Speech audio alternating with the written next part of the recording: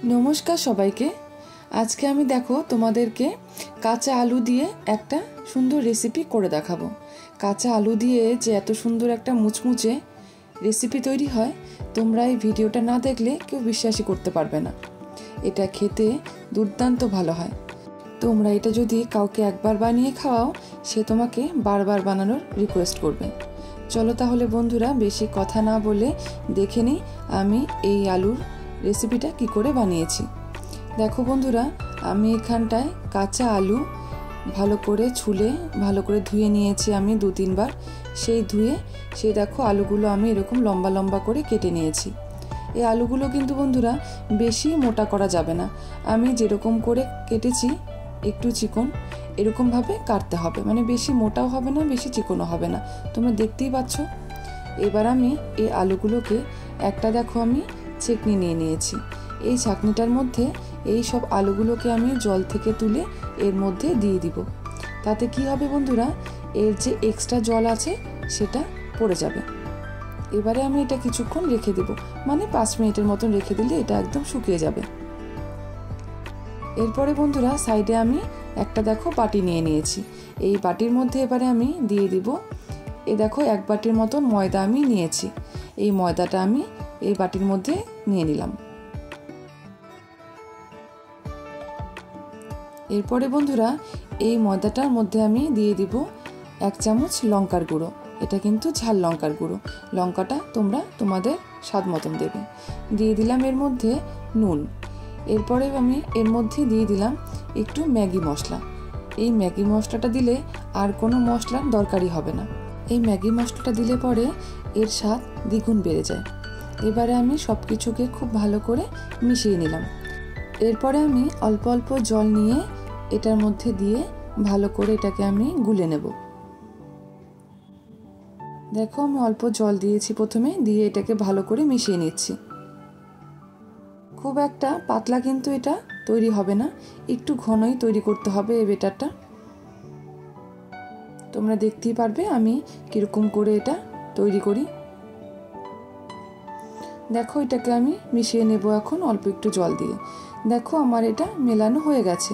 আমি দেখো এরকম এটা ঘনত্ব রেখেছি, তোমরাও কিন্তু এরকম ঘনত্বেরই বানাবে, নইলে কিন্তু এটা মচমচে হবে না যে আলুর স্ন্যাক্সটা আমরা তৈরি করব। দেখো বন্ধুরা আমি এরকম ঘনত্বে তৈরি করেছি, তোমরা বুঝতে পারছো।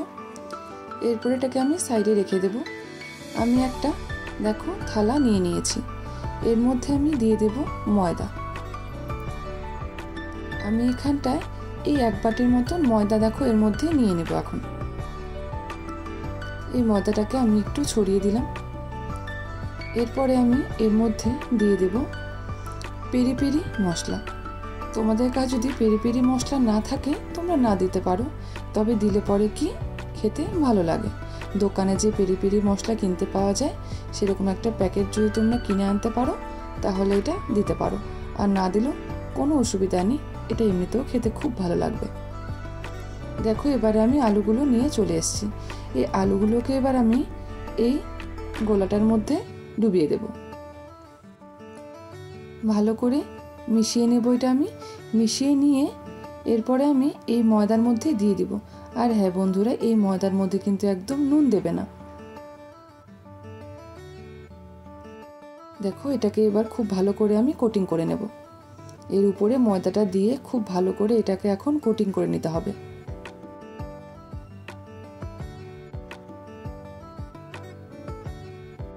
ভালো করে এটা উপর দিয়ে এরকম করে হাত দিয়ে চেপে চেপে এটাকে ভালো করে তৈরি করে নিতে হবে। দেখো আমার একটা তৈরি করা হয়ে গেছে।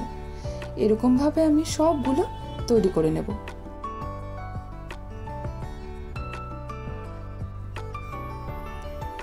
তোমাদেরকে আমি আরেকটা এরকম আলু দিয়ে তৈরি করে দেখাচ্ছি। দেখো আমি এটার মধ্যে ডুবিয়ে দিলাম, দিয়ে খুব ভালো করে এটার সঙ্গে মিশিয়ে নেব। গোলাটার সঙ্গে গুলিয়ে নিয়ে ভালো করে এটার সাথে মিলিয়ে নিয়ে আমি এই ময়দার মধ্যে দিয়ে দিলাম। এবার ময়দাটা উপর দিয়ে খুব ভালো করে কোটিং করে নিতে হবে। এরকম ভাবে সবগুলো আমি তৈরি করে নিয়েছি। দেখো এরপর দেখো আমি একটা ফ্রাই প্যানের মধ্যে তেলও গরম বসিয়ে দিয়েছিলাম। তেলটা আমার গরম হয়ে গেছে, আমি সবগুলো এক এক করে এর মধ্যে এখন ছেড়ে দিচ্ছি।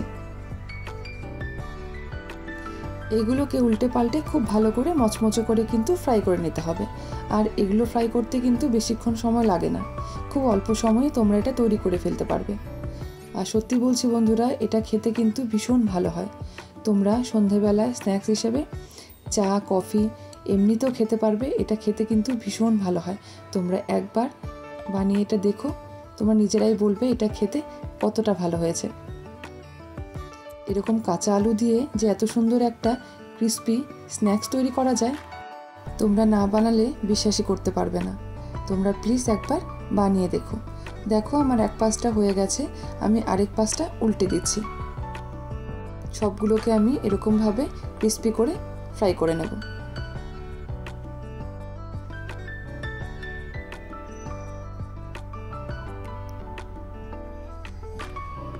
দেখো আমার এগুলো প্রায় সবগুলো উল্টে দিয়েছি আমি, আমার এগুলো ফ্রাই করা হয়ে গেছে। আমি এরকমভাবে সবগুলো ফ্রাই করে নিয়েছি। আমি এগুলোকে এখন নামিয়ে নেব। আমার তৈরি হয়ে গেছে। এবার আমি সবগুলোকে এক এক করে নামিয়ে নিচ্ছি।